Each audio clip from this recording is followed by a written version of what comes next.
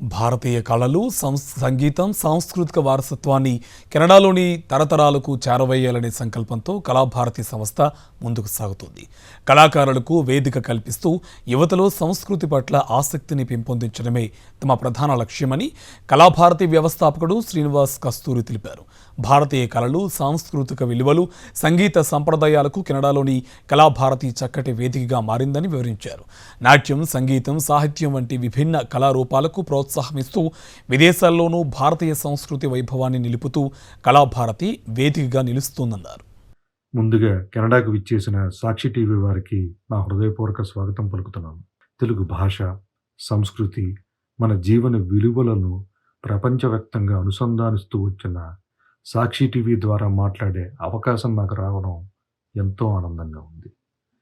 ముందుగా ఒక చిన్న ప్రశ్న అడగాలి మిమ్మల్ని. మన జీవితంలో సంగీతం లేకపోతే, సాహిత్యం లేకపోతే, నృత్యం లేకపోతే, అసలు కళలే లేకపోతే మన భావాలని మనం ఎలా వ్యక్తపరిచేవాళ్ళం? కళ అనేది వినోదం కోసం మాత్రమే కాదు. కళ అనేది మన మనసుకి అర్థం. మాటలతో చెప్పలేని భావాలను పలికించే శక్తి ఒక కళకే ఉంది. అలాంటి కళలకు ఒక వేదికగా కెనడాలో భారతీయ కళాకారుల కోసం ప్రారంభమవుతున్న ప్రయత్నమే మా ఈ కళాభారతి. కళాభారతి అంటే ఏమిటి? ఇది ఒక్కరోజు కార్యక్రమం మాత్రమే కాదు. ఇది కేవలం ప్రదర్శనల వేదిక మాత్రమే కాదు. ఇది మా సంస్కృతిని నిలబెట్టే ఒక ఆలోచన. సంగీతం, సాహిత్యం, నృత్యం, నాటకం ఇలాంటి అనేక కళలకు ఒకే చోట గౌరవం, గుర్తింపు, ప్రోత్సాహం అందించడమే మా ఈ కళాభారతి యొక్క లక్ష్యం. ఇక్కడ ఒక ముఖ్యమైన విషయం చెప్పాలి. కెనడాలో జీవితం ఎంత బిజీగా ఉన్నా మన పిల్లల చేతిలో వీణ, తబలా, గిటార్, డ్యాన్స్ షూస్, పుస్తకం లాంటి పెట్టాలని తప్పించే వాళ్ళు ఎవరు? వారే మన భారతీయ తల్లిదండ్రులు. వాళ్లే నిజమైన టార్చ్ బేరర్స్. మన కళ్ళను తదుపరి తరం వరకు తీసుకెళ్లే దీపాలు.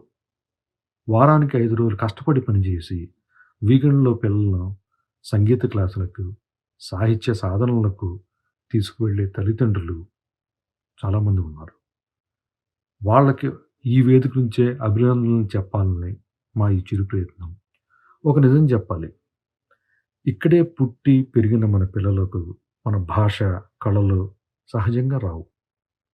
కానీ మనమే చూపించాలి వాళ్ళకి. మనమే ఆసక్తి కలిగించాలి. మనమే వాళ్ళకు తెలిసేలా చెయ్యాలి.